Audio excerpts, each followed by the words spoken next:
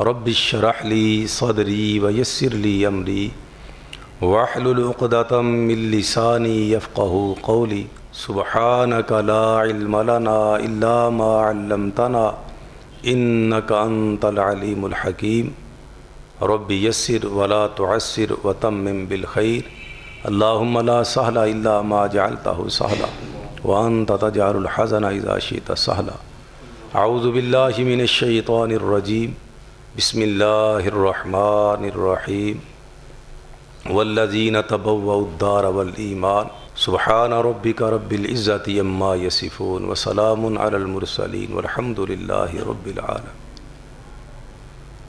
اللہ احکم الحاکمین کی حمد و ثنا، کبریائی، بڑائی، تقدیس، تکریم، تعظیم کے بعد درود اور سلام نبی رحمہ، نبی مکرم، نبی محترم، نبی معظم جناب محمد الرسول اللہ صلی اللہ علیہ وعلی آلہ واصحابہ واہل بیتہ وذریاتہ وازواجہ وبارک وسلم ومن تبعہم بإحسان الی یوم الدین الف الف مرہ بعدد کل ذرہ او اکثر ما فوق البیان۔ پچھلے خطبہ میں یہاں تک عرض کر رہا تھا کہ نبی مکرم صلی اللہ تعالی علیہ وسلم کے ہاتھ مبارک پہ یثرب کے لوگ جب بیعت کر کے چلے گئے تو آپ صلی اللہ علیہ وسلم نے یثرب کی طرف لوگوں کو ہجرت کرنے کا حکم فرما دیا، اشارتاً اور کنایتاً۔ پھر لوگ آہستہ آہستہ یثرب کی طرف ہجرت کرنا شروع ہو گئے۔ وہ لوگ جو حبشہ کی طرف گئے ہوئے تھے وہ بھی آپ صلی اللہ علیہ وسلم کے اس حکم پر یثرب واپس آ گئے۔ یثرب کی طرف سب سے پہلے مہاجر جو ہیں وہ حضرت ابو سلمہ رضی اللہ تعالی عنہ ہے، اور بیعت عقبہ کبریٰ سے 1 سال پہلے ہی یہ تشریف لے گئے تھے۔ بیوی کو ساتھ لیا، بچہ گود میں ہے، آخرکار سسرالی آ گئے۔ انہوں نے کہا تم نے نعوذ باللہ اس کو بے دین تو بنا ہی لیا ہے، لیکن ہم یہ گوارا نہیں کرتے کہ ہماری بیٹی در بدر تمہارے ساتھ ٹھوکریں کھاتی پھرے، ہم اس کو نہیں لے کر جانے دیں گے۔ زبردستی بیوی کو ساتھ لے گئے، بچہ بھی ظاہر ہے ساتھ ہے۔ اب حضرت ابو سلمہ رضی اللہ تعالیٰ عنہ کے گھر والے غصے میں آ گئے۔ یہ اصل میں عصبیت ہی ہوتی تھی، جہلی تعصب ہوتا تھا، اپنے خاندان کا نام ہی اونچا کرنے کی سوچ ہوتی تھی۔ اللہ سب مسلمانوں کو اس سے محفوظ رکھے۔ تو ان لوگوں نے کہا، ابو سلمہ کے گھر والوں نے رضی اللہ عنہ، کہ تم نے اپنی بیٹی ہمارے بھائی سے چھین لی ہے، لہٰذا یہ جو اس کا بیٹا ہے یہ ہمارے بھائی اور بیٹے کا خون ہے، ہم اس کو تمہارے گھر میں نہیں رہنے دیں گے۔ انہوں نے ظلم کے اوپر ظلم ڈھا دیا۔ حضرت ابو سلمہ کا بیٹا اماں جی ام سلمہ سے چھین لیا، اور اس چھینا جپٹی میں اس بیٹے کا بازو بھی اکھڑ گیا بیچارے کا۔ آخرکار حضرت ابو سلمہ کے خاندان والے غالب آئے اور بچے کو لے کے چلے گئے۔ 1 سال گزر گیا، ام سلمہ آتی رضی اللہ عنہا، اور جس جگہ پہ یہ واقعہ پیش آیا تھا وہاں آ کر روتی، سارا دن بہہ کے آنسو بہاتی رہتی اور پریشان حال ہوتی، شام کو گھر چلی جاتی۔ آخرکار کچھ لوگوں نے سمجھا، برادری کے لوگوں نے، یہ کیا مسئلہ ہے بھائی، 1 سال ہو گیا یہ بیچاری ادھر جو ہے وہ کرلا رہی ہے، بچہ اس کا اس سے جدا ہے، یہ کہاں کا انصاف ہے۔ بیچ بچو کر کے چند اچھے ذہن والے لوگوں نے اس کا بچہ واپس دلایا، اور ام سلمہ رضی اللہ تعالی عنہ سے کہا کہ تم جا سکتی ہو۔ اسی طرح حضرت صہیب رومی رضی اللہ تعالی عنہ جب نکلنے لگے، مکہ کے نوجوانوں کو علم ہوا، اس کا راستہ روک لیا کہ صہیب جب تم آئے تھے بکتے بکاتے آئے تھے، غلام تھے، روم سے تم ٹھوکریں کھاتے آئے تھے، یہاں آ کر تم ہمارے مالدار لوگوں کے اندر تمہارا شمار ہونے لگ گیا، یہ ساری دولت، یہ سارا مال، سارا متاع، تم ایک قسم کے رئیس ہو ہمارے اندر، تو یہ سب کچھ ہمارا ہے، یا واپس پلٹ جاؤ سب کچھ لے لو، اگر جانا ہے تو تم اپنی جان سے ہاتھ دھو لو گے۔ حضرت صہیب رضی اللہ تعالیٰ عنہ تیر کمان ساتھ تھا، کہنے لگے تم سب میرے ساتھ جو ہے وہ رہتے رہے ہو اور تمہیں پتہ ہے صہیب کا نشانہ خطا نہیں جاتا، تمہیں ایک ایک کر کے تاک کے میں ماروں تو تم سب کا میں سب کو یہاں پہ ڈھیر کر دوں گا، لیکن میں ایسا نہیں چاہتا۔ تمہارے سامنے دو انتخاب ہیں، میرا مال و دولت چاہیے کہ میری جان چاہیے۔ اگر میرا مال و دولت چاہیے تو وہ فلاں فلاں جگہ پہ ہے، سب کو جا کے تم لے لو، میری جائیداد تمہاری ہوئی۔ انہوں نے کہا کہ ہمیں یہی چاہیے تھا، واپس پلٹ گئے۔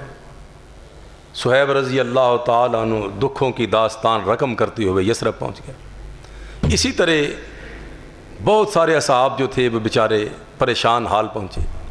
صحیح بخاری شریف کی روایت کے مطابق عمر فاروق رضی اللہ تعالیٰ عنہ 20 اصحاب رسول کے ہمراہ یثرب پہنچتے ہیں۔ اسی طرح ایک ایک کر کے، دو دو کر کے، چار چار کر کے، جیسے تیسے اصحاب رسول یثرب کی طرف کوچ کر رہے ہیں، یہاں تک کہ وہ لوگ رہ گئے مکہ کے اندر جن لوگوں کو مکہ والوں نے زبردستی روکا ہوا تھا، اور ان میں حضرت ابوبکر صدیق رضی اللہ تعالیٰ عنہ، علی المرتضیٰ رضی اللہ تعالیٰ عنہما تھے۔ یہ ان کے روکنے پہ نہیں رکے تھے، یہ جناب محمد الرسول اللہ صلی اللہ علیہ وسلم کے حکم نامے کے منتظر تھے، کیونکہ آپ نے ان دونوں شخصیات کو روکا ہوا تھا، جب تک میں حکم نہ دوں تم لوگ نہیں جاؤ گے۔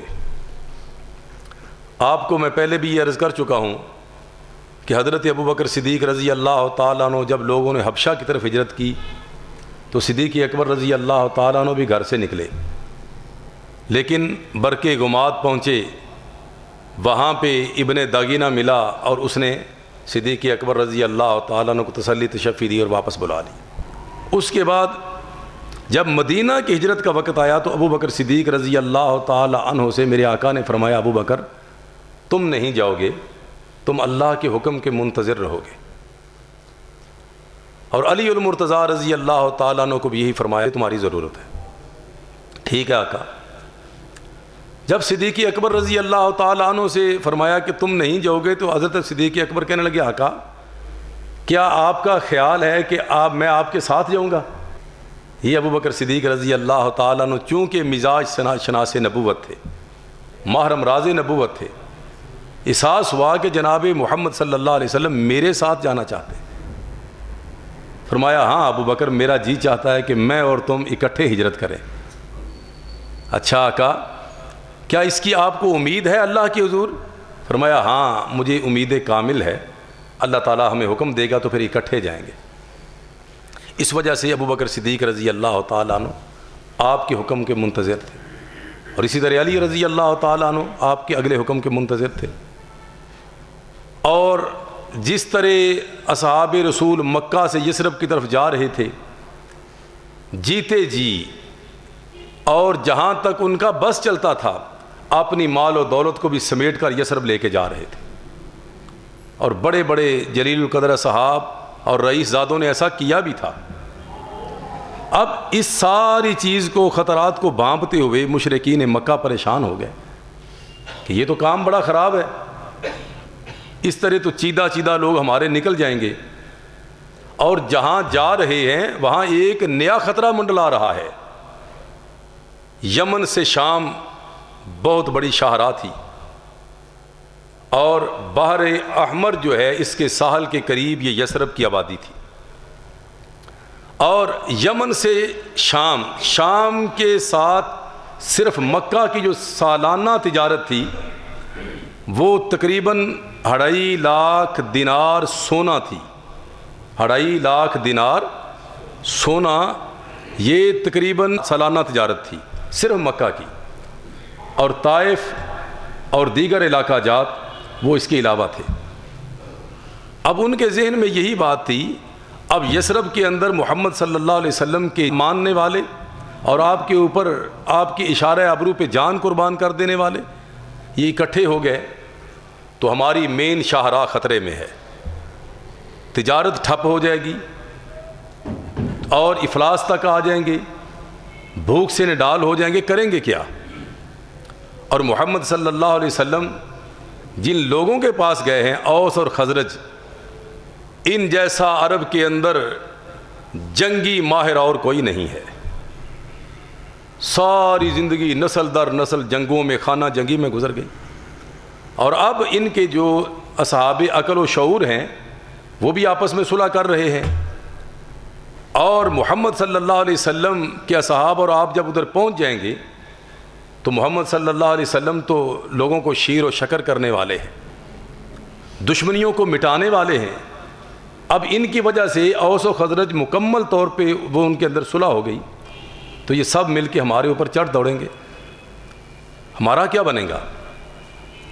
انہوں نے کہا کہ ایک حتمی فیصلہ کر لیا جائے، لہٰذا دار الندوہ جو ان کا میٹنگ ہال تھا، پارلیمنٹ ہاؤس، وہیں پہ وہ سب آ گئے اور سارے قبائل کے سرداروں کو، نمائندوں کو دعوت دی گئی، ایک ایک دو دو کر کے پہنچ گئے۔ اور یہ ابلیس لعین، یہ بھی ایک نجد کے علاقے کے رئیس کا لبادہ اوڑھ کے، بہترین جبہ زیب تن کر کے یہ بھی پہنچ گیا اور دروازے کے آگے کھڑا ہو گیا۔ لیکن من ھذا الشیخ، یہ کون ہے؟ قال ابلیس شیخ النجدی، یہ نجد کے علاقے کا رئیس ہے، اور اسے پتہ چلا تھا، سمع مقالتکم، اسے پتہ چلا تھا تمہاری بات کی خبر ہوئی تھی، تو یہ بھی چلا آیا، اس نے کہا کہ شاید میں کو اچھا مشورہ دے دوں، کیونکہ ہم بھی بڑے تنگ ہیں نعوذ باللہ اس سے۔ تو واقعی تنگ تھا ابلیس تو۔ بہرحال انہوں نے کہا جی آ جائیے۔ پہلے ہی جتنے شر پسند تھے موجود تھے، اور اوپر سے جلتی پہ تیل کا کام ابلیس نے کیا۔ اب مشاورت ہونا شروع ہو گئی کہ محمد صلی اللہ علیہ وسلم کو کیسے اپنے سے دور کیا جائے اور ان کی دعوت کو کس طرح دبایا جائے۔ ابو الاسود نے کہا کہ اس کو مکہ سے باہر نکال دو، جلا وطن کر دو، ہماری بلا سے جو مرضی کرے ہمیں کیا، ہم اس سے جو ہے سکون میں آ جائیں گے، اور جو ہمارے آپس کے تعلقات ہیں وہ دوبارہ ٹھیک ہو جائیں گے، اور ہم دوبارہ راحت و آرام سے رہنا شروع کر دیں۔ ابلیس فوراً بولا یہ کیا رائے ہوئی؟ یہ کوئی رائے نہیں ہے۔ آپ کو پتہ ہے کہ محمد صلی اللہ علیہ وسلم کی زبان کتنی میٹھی ہے، کتنا اخلاق اچھا ہے، اور جو تعلیم یہ لے کر آئے ہیں، جو کوئی سن لیتا ہے انہی کا ہو کے رہ جاتا ہے۔ یہ کسی اور عرب قبیلے کے پاس چلے جائیں گے، وہ لوگ ان کے پیروکار ہو جائیں گے، اور یہ اکٹھے لوگوں کو اکٹھا کر کے تمہارے اوپر حلہ بول دیں گے، تمہیں ذبح کر کے رکھ دیں گے۔ یہ رائے درست نہیں ہے۔ ابو البختری نے کہا اچھا پھر ان کو قید کر دیتے ہیں، بیڑیاں ڈال کے، زنجیریں ڈال کے ان کو قید کوٹھری میں جو ہے وہ پھینک دیتے ہیں، نعوذ باللہ، الیاذ باللہ۔ اور جس طرح آپ سے پہلے پیش رو جو لوگ ہیں، زہیر اور نابغہ شعراء وغیرہ، جس طرح ان کے ساتھ ان کی قوم نے کیا اور وہ خاتمہ ان کا اسی طرح ہو گیا بھوک پیاس سے، ان کا بھی ہو جائے گا۔ اس نے کہا یہ بھی کوئی رائے نہیں تمہاری۔ اس کال کوٹھلی کے اندر سے خبر اس کے حواریوں تک پہنچ جائے گی، اور جب انہیں علم ہو جائے گا کہ محمد صلی اللہ علیہ وسلم قید میں ہیں، وہ تمہارے ساتھ لڑائی کر کے اس کو چھڑا کے لے جائیں گے، اور جب اپنے پاس لے جائیں گے اور ادھر سے ایک جمعیت تیار کر کے تمہارے اوپر حملہ آور ہو جائیں گے۔ یہ بھی درست فیصلہ نہیں ہے۔ آخر ابو جہل لعین نے کہا کہ میرے پاس ایک بہت بڑی تجویز ہے، تم ابھی تک اس نقطے پہ نہیں پہنچے۔ انہوں نے کہا کہ پیش کرو ابو الحکم۔ تو اس ظالم نے کہا کہ میری یہ رائے ہے کہ ہر قبیلے کا ایک نوجوان جو دلیر بھی ہو اور توانا بھی ہو اور نسب والا ہو، رئیس ہو، ان کو ایک ایک قبیلے کے ایک ایک ایسے نوجوان کو نکال دیا جائے اندر سے، اور ایک جتھا بنا کے ان کو تیز دار تلواریں دے دی جائیں، اور نعوذ باللہ ثم نعوذ باللہ محمد صلی اللہ علیہ وسلم کو دیکھ کے بیک بارگی ایک ہی مرتبہ سب وار کریں۔ اب بنی عبد مناف کس سے جو ہے وہ مقابلہ کریں گے؟ پورے مکہ سے تو نہیں لڑ سکتے وہ. تو آخر کار وہ دیت لینے پہ راضی ہو جائیں گے, خون بہا لینے پہ راضی ہو جائیں گے, اور ہم دے دیں گے. ابلیس نے کہا کیا بات ہے چودھری صاحب, سردار جی آپ نے تو کمال کر دی. سارا مجمع آشش کر اٹھا, بڑی کمال کی تجویز ہے. اب یہ فیصلہ ہو گیا, ایک ایک کر کے ظالم نکل گئے اور اپنے اپنے جوانوں کو تیاری میں لگا دیا. اور ادھر نبی مکرم صلی اللہ تعالی علیہ وسلم کے اوپر جبریل امین علیہ الصلاۃ والسلام حاضر ہو گئے. وَإِذْ يَمْكُرُ بِكَ الَّذِينَ كَفَرُوا لِيُثْبِتُوكَ أَوْ يَقْتُلُوكَ أَوْ يُخْرِجُوكَ وَيَمْكُرُونَ وَيَمْكُرُ اللَّهُ وَاللَّهُ خَيْرُ الْمَاكِرِينَ. کہ یہ پلان ان ظالموں نے آپ کے خلاف کیا ہے. یا آپ صلی اللہ علیہ وسلم کو یہاں سے مکہ بدر کر دیں, یا قید کر دیں, اور یا نعوذ باللہ آپ کو شہید کر دیں. اور آپ کی شہادت پہ سب نے اتفاق کر لیا ہے. لیکن یہ تو چال ہے ان کی, واللہ خیر الماکرین. لیکن اللہ کی چال کا مقابلہ کون کر سکتا ہے؟ اس لیے آقا اللہ کا حکم ہے کہ آج رات آپ اپنے بستر پہ نہیں سوئیں گے, اور اپنے چچا زاد بھائی علی کو اپنے بستر پہ سلا دیں گے. یہ علی رضی اللہ تعالیٰ عنہ اس کے اندر سوئیں گے آج. اور آج رات آپ یہاں سے نکلیں گے, اللہ نے آپ کو ہجرت کی اجازت دے دی ہے, اور آپ ابو بکر صدیق رضی اللہ تعالیٰ عنہ کو اپنا ساتھی بنائیں گے. ہجرت کے سفر میں آپ ابو بکر صدیق رضی اللہ تعالیٰ عنہ کو میت میں جائیں گے. آپ نے فرمایا اچھا. ادھر یہ پہلے پیر ان کی میٹنگ ہوئی, ادھر نبی مکرم صلی اللہ علیہ وسلم کو اللہ تعالیٰ نے خبر دے دی. دوپہر کے وقت نبی مکرم صلی اللہ علیہ وسلم, یہ 26 سفر ہے 14 نبوی, میری بات یاد, 26 سفر جمعرات کا دن ہے جب یہ میٹنگ ہوئی. اور دوپہر کے وقت نبی مکرم صلی اللہ علیہ وسلم گھر سے نکلے, چادر سے سر مبارک ڈھانپے ہوئے, صدیق اکبر رضی اللہ تعالیٰ عنہ کے گھر کی طرف. اماں جی عائشہ صدیقہ بنت صدیق رضی اللہ تعالیٰ عنہ فرماتی ہیں, ہمیں کسی نے اطلاع دی کہ محمد صلی اللہ علیہ وسلم, رسول اللہ صلی اللہ علیہ وسلم ہمارے گھر میں تشریف لا رہے ہیں. اور کہتے ہیں لم آکل ابوی قط الا وہما یدینان الدین ولم یمر علینا یوم الا یاتینا رسول اللہ صلی اللہ علیہ وسلم بکرۃ وعشیہ. جب سے میں نے ہوش سنبھالا, میں نے اپنے ماں باپ کو اسلام پہ پایا, اور کوئی دن ایسا نہیں ہوتا تھا کہ آپ صلی اللہ علیہ وسلم ہمارے گھر میں صبح اور شام تشریف نہ لاتے. لیکن یہ بے وقت آپ کی آمد تھی. دوپہر کے وقت آپ صلی اللہ علیہ وسلم اپنا سر مبارک ڈھانپے ہوئے آ رہے ہیں. ابو بکر صدیق رضی اللہ تعالیٰ نے دیکھا, کھڑے ہو گئے, کہنے لگے فدا ہوا بی و امی, میرے ماں باپ آپ صلی اللہ علیہ وسلم پہ قربان جائیں.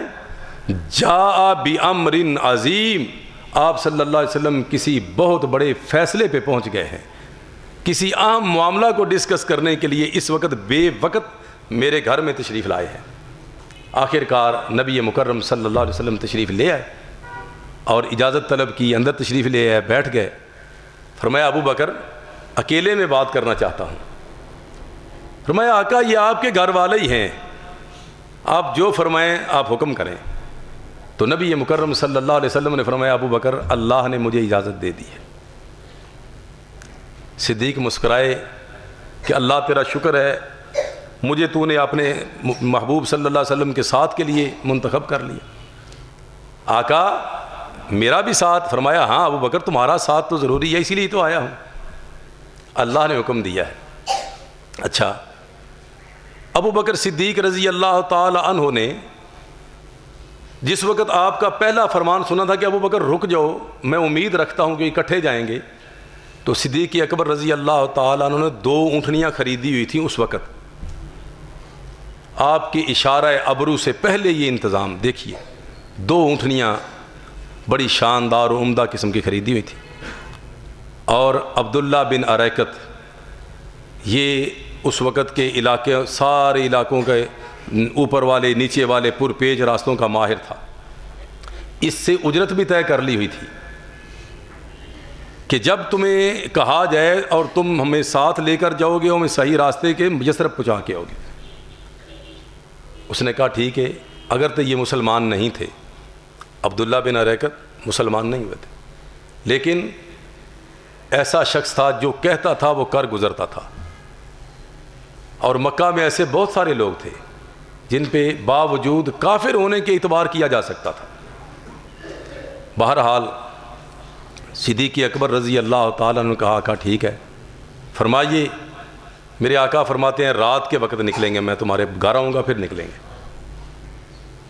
نبی مکرم صلی اللہ تعالیٰ علیہ وسلم رات ہو گئی، جناب علی سے کہا کہ علی میرے بستر پہ آ جاؤ، اور اللہ نے چاہا رب کی رحمت سے تمہیں یہ نقصان نہیں، تمہاری جان نہیں لے سکیں گے۔ جناب علی کہتے ہیں رضی اللہ تعالیٰ عنہ، جب ہمارے آقا صلی اللہ علیہ وسلم نے فرما دیا تو مجھے بڑے اطمینان سے نیند آ گئی۔ اب ان ظالموں نے کیا کیا کہ 11 لڑکے جو ہیں یہ نبی مکرم صلی اللہ علیہ وسلم کے دروازے کے اوپر گھات لگا کے بیٹھ گئے۔ رات تھوڑی گزر گئی، اندھیرا ہو گیا تو یہ بھی گھات لگا کے بیٹھ گئے، اور ابو جہل ان کے اندر پیش ہے، اور مذاق بھی اڑا رہا ہے کہ محمد صلی اللہ علیہ وسلم کہتا ہے نعوذ باللہ کہ تم میری بات مانو، تم عرب و عجم کے مالک بن جاؤ گے، اور اردن کی باغات کی طرح تمہیں جنتیں ملیں گی، اور اگر تم نے میری بات نہ مانی تو تمہارے اوپر میں حملہ کروں گا، تمہیں میں ختم کر دوں گا، اور جب تم مر جاؤ گے تو تمہیں وہاں آگ ملے گی۔ مذاق کر رہا ہے۔ بہرحال نبی مکرم ان کو یقین تھا اصل میں یہ کہ آج کا وار محمد صلی اللہ علیہ وسلم پہ نعوذ باللہ ضرب کاری ہے، اور ان کو اپنی کامیابی پہ جو ہے بالکل مکمل کامل یقین تھا، لیکن وہی واللہ غالب علی امرہ ولکن اکثر الناس لا یعلمون، اللہ اپنے کام پہ اپنے حکم پہ غالب ہے لیکن لوگ نہیں جانتے۔ یہ انتظار کرنا شروع ہو گئے۔ رات تھوڑی اور گزر گئی، ہمارے آقا و مرشد صلی اللہ علیہ وسلم 1/3 حصہ تقریباً گزر گیا۔ آقا باہر تشریف لائے، وَجَعَلْنَا مِن بَيْنِ أَيْدِيهِمْ صَدًّا وَمِنْ خَلْفِهِمْ صَدًّا فَأَغْشَيْنَاهُمْ فَهُمْ لَا يُبْصِرُونَ، سورہ یاسین کی آیہ مبارکہ۔ وَجَعَلْنَا مِن بَيْنِ أَيْدِيهِمْ صَدًّا وَمِنْ خَلْفِهِمْ صَدًّا، ہم نے ان کے آگے بھی ایک پردہ اور دیوار کر دی، ان کے پیچھے بھی پردہ اور دیوار کر دی، آڑ بنا دی دونوں سائڈوں۔ فَأَغْشَيْنَاهُمْ فَهُمْ لَا يُبْصِرُونَ، ہم نے ان کو اندھا کر دیا ہے، یہ اب نہیں دیکھ سکتے، ان کی آنکھوں پہ پردہ ڈال دیا۔ نبی مکرم عدل مفخم حسن مجسم رسول محترم صلی اللہ علیہ وسلم ایک کنکروں والی مٹی کی ایک مٹھی لیتے ہیں،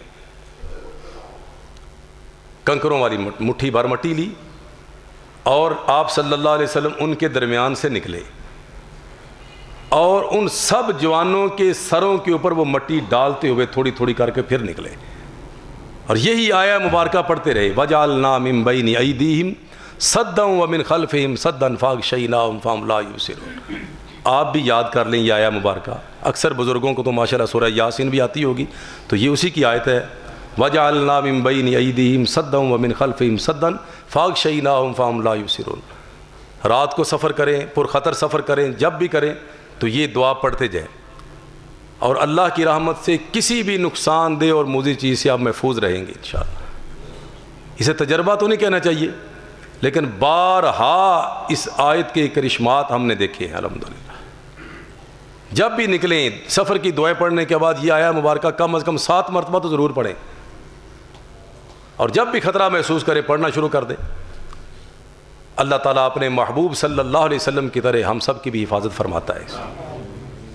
بہرحال نبی مکرم صلی اللہ علیہ وسلم یہ آیہ مبارکہ پڑھتے پڑھتے جا رہے ہیں، اور ان کے سب کے سروں کے اوپر مٹی ڈال کے، میں کہ تمہارے منہ میں خاک ڈال کے جا رہا ہوں، تمہارے سروں کو خاک آلود کر کے جا رہا ہوں۔ اور میرے آقا فرماتے ہیں میرے رب نے ان کی نگاہ نظر کو پکڑ لیا، جکڑ لیا، نگاہیں پتھرا گئیں، نظر ہی کچھ نہیں آیا، اور سر میں مٹی بھی محسوس نہیں ہوئی۔ سب کے سروں پہ مٹی ڈالی اور نکل گئے، اندر سے نکل گئے، اور سیدھا صدیق اکبر رضی اللہ تعالیٰ عنہ کے گھر تشریف لائے۔ ابو بکر صدیق رضی اللہ تعالیٰ عنہ پہلے رکھتے سفر باندھا ہوا تھا، پیچھے والی کھڑکی سے نکلے. اللہ اکبر. یہاں بات سمجھ آتی ہے اکیلو و توکلو. توکل تو اللہ پہ ہے، لیکن اکیلو احتیاط بھی اللہ ہی کا حکم ہے، رسول اللہ کی سنت ہے. احتیاط اور توکل یہ دونوں ایمان کے حصے ہیں. یاد رکھے، اسباب سے صرف نظر کرنا یہ جہالت ہے، اور توکل کو خاطر میں نہ لانا، صرف اسباب پہ نگاہ رکھنا، یہ کفر ہے. اللہ ان دونوں سے محفوظ رکھے. مسلمان نہ جاہل ہوتا ہے، نہ اللہ اور اس کے رسول کے حکم کا منکر ہوتا ہے. اس لیے آپ صلی اللہ علیہ وسلم پیچھے کر کے پچھلے والی طرف سے نکلے اور یمن کا رخ کیا، مخالف سمت پہ، بالکل الٹی سائڈ پہ یمن کی طرف گئے. چند میل دور وہ پہاڑ اب بھی زندہ مثال آپ صلی اللہ علیہ وسلم کی زندہ یادگار ہے، جبل ثور. اس کے اوپر چوٹی کے اوپر غار ثور جسے کہتے ہیں. آپ صلی اللہ علیہ وسلم وہاں تشریف لے گئے. اور کیسے گئے، یہ بھی ایک دکھ بھری داستان ہے اور ایمان کو تازہ کرنے والے ولولہ انگیز بات ہے. میرے آقا صلی اللہ علیہ وسلم کے پاؤں مبارک کو زخم ہو گئے. پتھریلا علاقہ تھا، راستہ تھا ہی نہیں، اب تو راستہ بن گیا ہے. بالکل صحیح سالم نوجوان شخص ایک ہی سانس میں تیز چلتا ہوا اب بھی نہیں جا سکتا، راستہ بننے کے باوجود. کیوں؟ جو لوگ گئے ہوئے ہیں ان کو اس کا پتہ ہوگا. اور یہاں میں یہ بات آپ کو سمجھانا یہ چاہ رہا ہوں، نبی مکرم صلی اللہ علیہ وسلم کے پاؤں مبارک پہ جب زخم ہو گئے تو صدیق اکبر رضی اللہ تعالیٰ عنہ نے آپ کو کندھوں پہ اٹھا لیا. اور حدیث پاک کے الفاظ کیا ہیں؟ صدیق اکبر دوڑتے ہوئے چڑھ گئے غار ثور کے اندر. آپ اندازہ فرمائیں، حملہ حیدری کا مصنف وہ لکھتا ہے کہ یہ جان نہیں تھی ابو بکر صدیق، تھی ایمان کی طاقت تھی. حضرت صدیق اکبر رضی اللہ تعالیٰ نے ختم نبوت کا بار کندھوں پہ اٹھایا ہوا. اللہ مجھے اور آپ کو عمل کرنے کی توفیق عطا فرمائے. آخر دعوانا الحمدللہ رب العالمین. آئندہ جمعۃ المبارک کو انشاءاللہ اس سے آگے بیان ہوگا کہ آپ صلی اللہ علیہ وسلم نے کس طرح ہجرت فرمائی اور کیا کیا واقعات پیش آئے اور کن کن کٹھن مراحل سے آپ صلی اللہ علیہ وسلم کا گزر ہوا، اور راستے میں صدیق اکبر رضی اللہ تعالیٰ عنہ کی خدمات اور آپ کا والہانہ پن اور آپ صلی اللہ علیہ وسلم کے لیے آپ رضی اللہ تعالیٰ عنہ کا غم وہ کس قدر تھا اور کس قدر یہ سفر تھا، انشاءاللہ آئندہ بیان ہوگا. میں آپ کو ایک یاد دہانی کرانا چاہتا ہوں اور ایک اور بھی بات کرنا چاہتا ہوں، یہ آپ کی سہولت کے لیے. ایک تو یہ ہے کہ جو دوست احباب جن کے علم میں ہے اتوار کا پروگرام، ان کے تو علم میں ہے اور ماشاءاللہ کافی دوست احباب تشریف لاتے ہیں، لیکن جس طرح میری خواہش ہے اللہ کی زور اس طرح بھی نہیں معاملہ ہوا، تو تقریباً یہ ہمارا حال جو ہے یہ تھوڑی سی اس میں سپیس رہ جاتی ہے. تو ماشاءاللہ اللہ کی بڑی رحمت ہے. لیکن میں یہ چاہتا ہوں کہ والہانہ انداز سے آپ دوست احباب آئیں